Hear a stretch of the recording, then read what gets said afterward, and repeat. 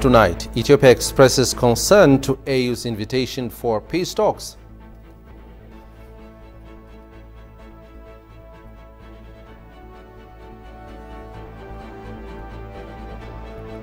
UN advisor urges Western powers to stop advancing unilateralism on Third World.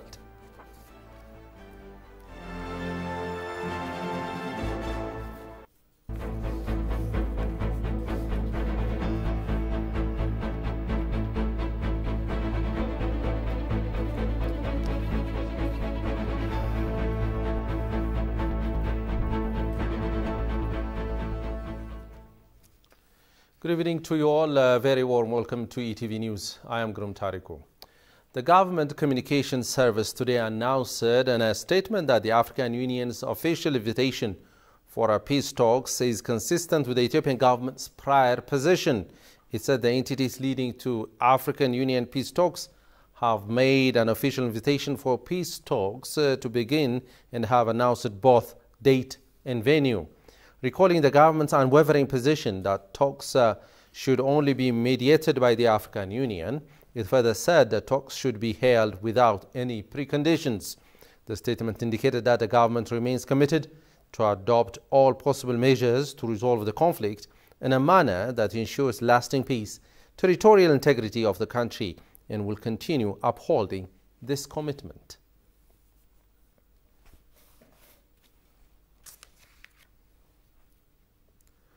President Sahle-Work Zewde, who have been a Gavi champion since 2020, received the CEO of Gavi, the Vaccine Alliance, Seth Beckley, in her office. The two officials discussed the partnership between Ethiopia and Gavi. Ethiopia supports the 2021-2025 strategic vision of Gavi that aims zero-dose immunization program to bring benefit to children. Ethiopia is a priority country for Gavi and the second largest recipient of funds.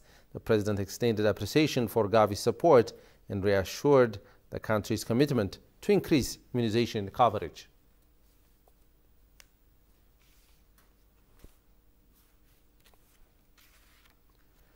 The North Wallo Zone Health Department with the state of Amhara confirmed that health facilities in Raya Qobo district and Qobo town have been completely looted, burned to ashes, and destroyed by the terrorist TPLIF. According to the Communications Bureau of the North Wallo Zone, the terrorist TPLIF has repeatedly committed countless atrocities against the society by destroying public facilities, looting and burning properties, raping, killing, and torturing in the areas it invaded. Head of the North Wallo Zone Health Department, Falaku Makonnen, stated that the terrorist group has repeatedly caused myriads of human and material damage to the community in the area. She revealed that 9 health centers and hospitals that were providing health services to the local community, including Qobo Town Hospital, were completely demolished by the terrorist group.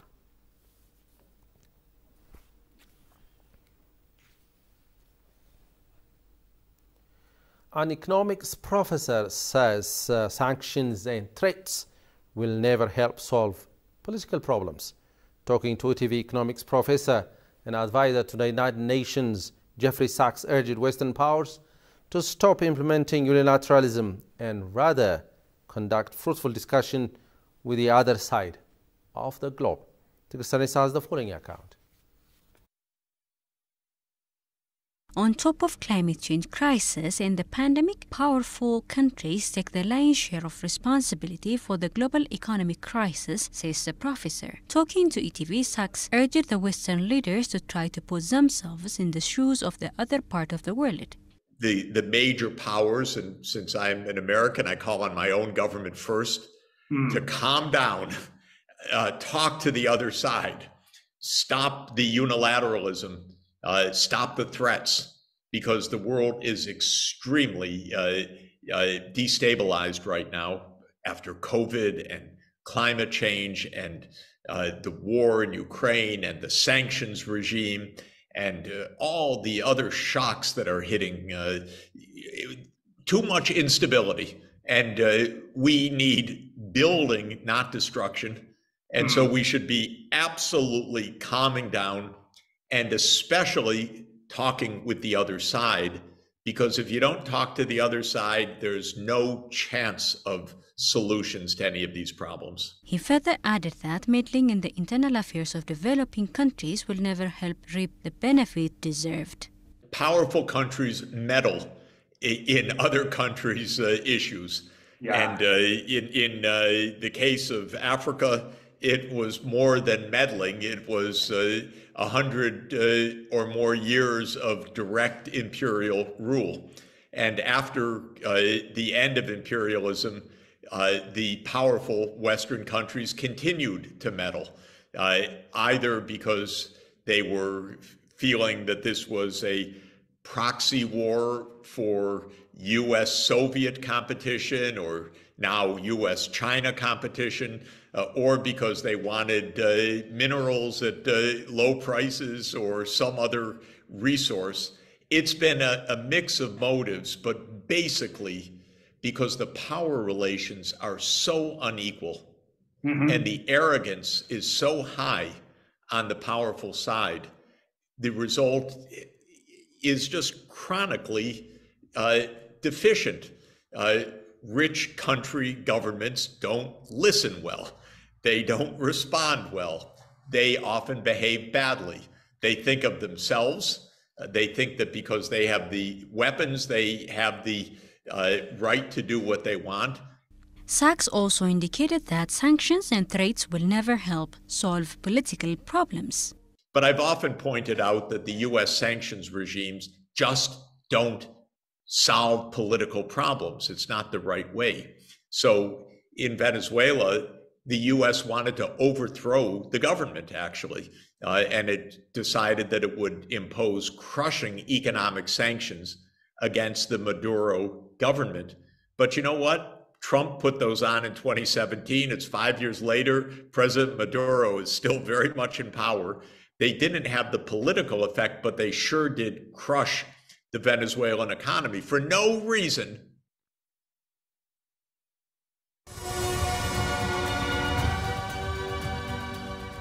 In this auspicious Ethiopian New Year, ETV English will bring you new programs that will inform and update you on major national and continental issues that matter. Sit tight and remain alert as we are bringing you new programs entitled Diplomatic Insights and Explore Ethiopia. Stay tuned for more from ETV English, your new voice of diversity and renaissance.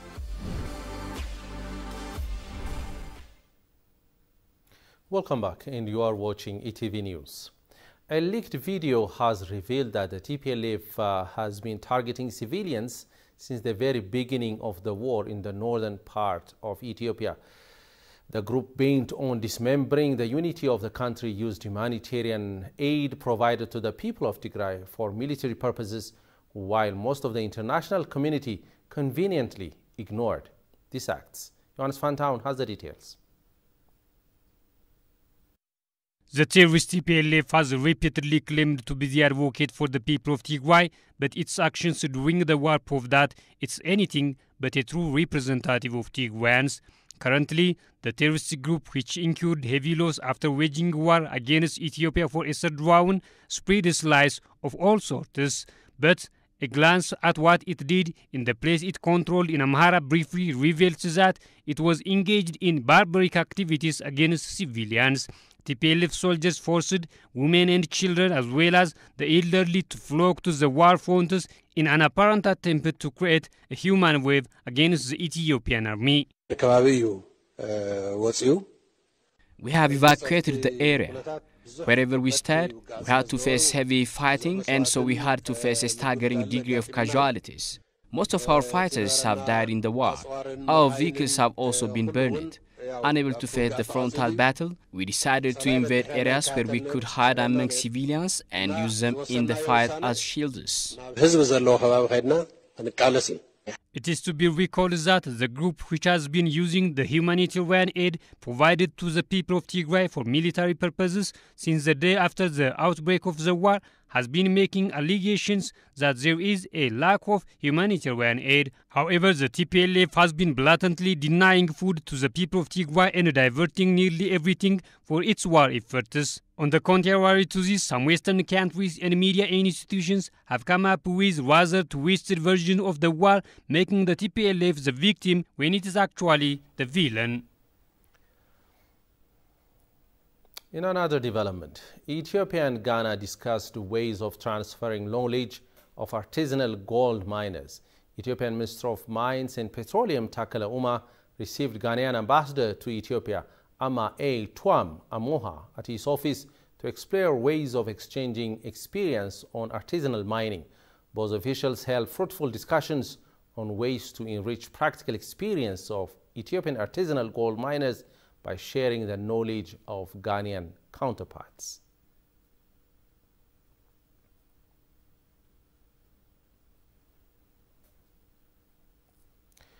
The Ministry of Education expressed confidence that the nation is in a much better position to conduct the National School Leaving Certificate exam free of any contamination.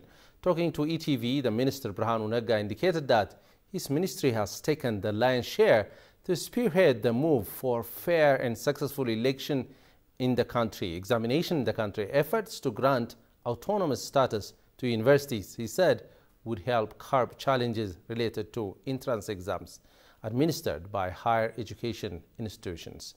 Daniel Kasaun talked to the minister and compiled the following report.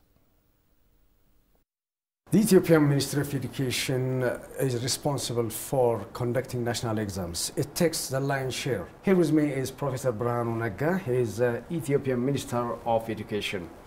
What's new? What we have done this year is we totally separated as much as possible to avoid any contamination in this process of providing the exam. So we are taking the kids to federal institutions, universities in their regions, and makes them take the exams in those institutions where they would be housed, fed for the whole duration of the exam time. They are not allowed to carry any instrument that would have the possibility of transmitting what the exams are to others. That is a fundamentally new way of providing these exams. This is the first time that it is happening in this country, where because of that we are moving some close to 970,000 students. Therefore, the logistics is humongous. We are doing it for the first time, so this is going to be a test of the country's capacity to deliver such huge logistical fit.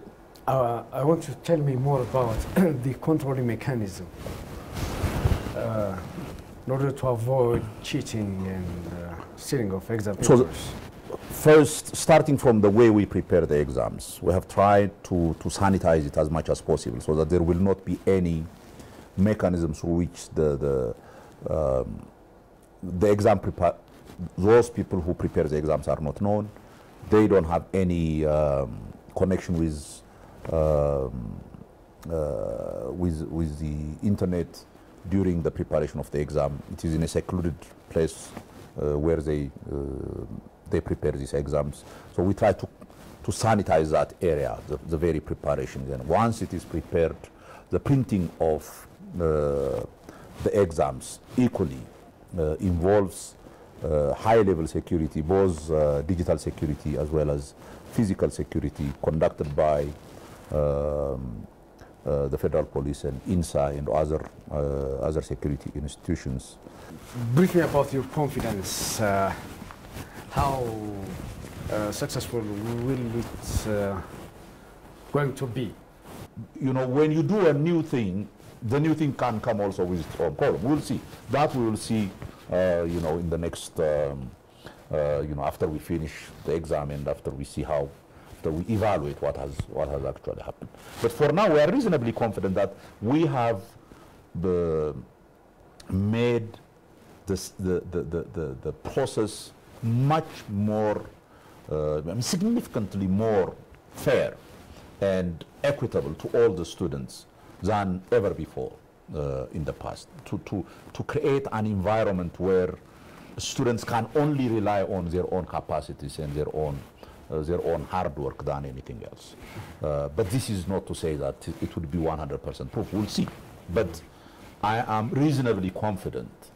Great intervention. Hopefully next week's exam will be successful. Thank you very much. Thank you very much for your time. Thank you. Two former Ethiopian leaders urged investors to exert efforts towards the success of the African Continental Free Trade Area. Former Ethiopian President Mulatu Teshome and former Prime Minister Hailemariam Desalegn made the remark at a recognition ceremony sponsored by the Entrepreneurial Forum for Peace and Development, EFPD. The EFPD is an institution working on peace and development in Ethiopia and in the region. Speaking on the occasion, the former Ethiopian President Mulatu Teshome said the institution works on peace and development in Ethiopia and the IGAD region, and the investors in the founding member of this institution. The former Prime Minister Hailemariam Desalegn, for his part, said the investor receiving the award played a crucial role in connecting Ethiopia and neighboring countries through business and diplomatic relations.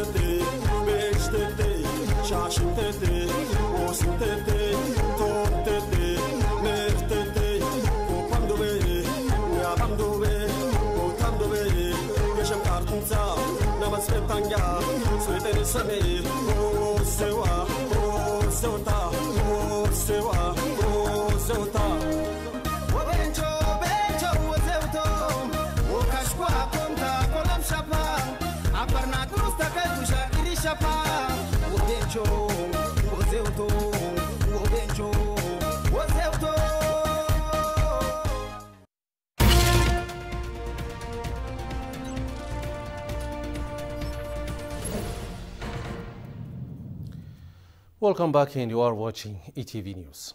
Ethiopia recently passed a bill that opens the banking industry to foreign competition, a landmark decision since the 1990s financial sector liberalization. Talking to ETV, an investor and business advisor said the decision helps enhance competition, encourage innovation, and enable the mobilization of more resources, both foreign and domestic. According to the investor, allowing the entry of foreign banks into Ethiopia is seen as part of the overall financial service reform. Koshum Eliso has the following report. The Ethiopian banking sector is currently comprised of one state-owned bank, National Bank of Ethiopia, and over 18 private banks. After the homegrown economic reform, the government of Ethiopia is set to liberalize the financial sector and approved a bill for foreign banks to operate in Ethiopia. Talking to ETV English, an investor and business advisor, Zemedine Nigatu, said the entry of foreign banks into Ethiopia builds knowledge and expertise to the banking industry in Ethiopia. Foreign banks bring in knowledge, know-how, expertise. Obviously, initially when they come in, they bring in Forex. That is not the solution for the Forex challenge Ethiopia is facing, but it does help. So especially these big banks can support large FDI and also help support the growing Ethiopian private sector. Today, as I said, these Ethiopian banks, because they're small, their single borrowing limits, for example, are very low. So when you bring in the foreign banks and you JV them, and I look at it as a partnership, these foreign banks, in my view, should be coming in as part of a joint venture. So that means they help grow the Ethiopian banks, but they also bring in their expertise. And the Ethiopian banks do have a lot of value. Even though they're small, they have a lot of value. So by marrying these two, you can help grow the private sector, both the domestic and the foreign that comes in, but also propel the Ethiopian economy. He accounted that the government's green-led decision of foreign banks into Ethiopia seen as part of the overall financial service reform. Allowing foreign banks into Ethiopia actually should be seen as part of the overall financial service sector reform, not just as a standalone. What does that mean? An economic policy advisor, Konstantinos Berkhetesfa, for his part said the capital market and foreign banks will gear up economic development in Ethiopia. Stock markets and what we call capital markets in general are used to raise finance for the private sector. That's how you get a lot of money. And the capital market in Ethiopia would help Ethiopian private investors to be able to put their money into the investment process. And the second thing is we have foreign investors buying Ethiopian shares. It doesn't mean selling the company to outsiders. I see media reports that are very horrific. They see the initiative of the government like selling the country. That's what they say. This is wrong. However, Zamadene underlines smart regulatory policy is said to be crucial to minimize potential risks of foreign banks against public and domestic financial institutions. I would say we need to manage their entry appropriately. In other words, these are very sophisticated banks that operate in free market economies. So when they come in, the regulatory capacity of, say, if it's the national bank, has to be elevated to be able to manage both to support but also to control the entry of these very sophisticated banks.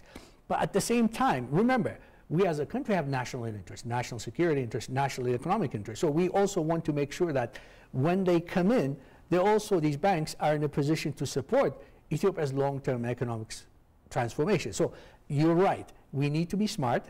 We've already set, I think the macro level policy has been set, but now the details are important. Both advisors commended the government's decision to allow foreign banks to access their services in Ethiopia comes at the right time. And finally, the Ethiopian Investment Commission EIC in Woda Industrial Park have jointly held an investment promotion event in Tokyo. Japanese and international investors engaged in agro-processing, printing, pharmaceuticals, energy, electronics and financial industries are invited to do business in Ethiopia. In the event, both business-to-business discussions were held with companies that are keen to access Ethiopian investment opportunities. Deputy Commissioner Daniel Teresa explained investment opportunities, incentive packages, policy and legal reforms on the investment climate and doing business to create conducive and favorable investment opportunities. Furthermore, the Ethiopian delegates thoroughly discussed with the JETRO representatives on strategies to promote business and investment opportunities in Ethiopia and encourage Japanese companies to invest in Ethiopia.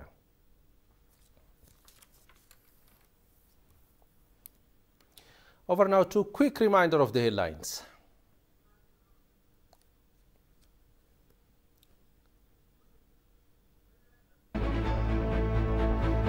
Ethiopia expresses concern to AU's invitation for peace talks.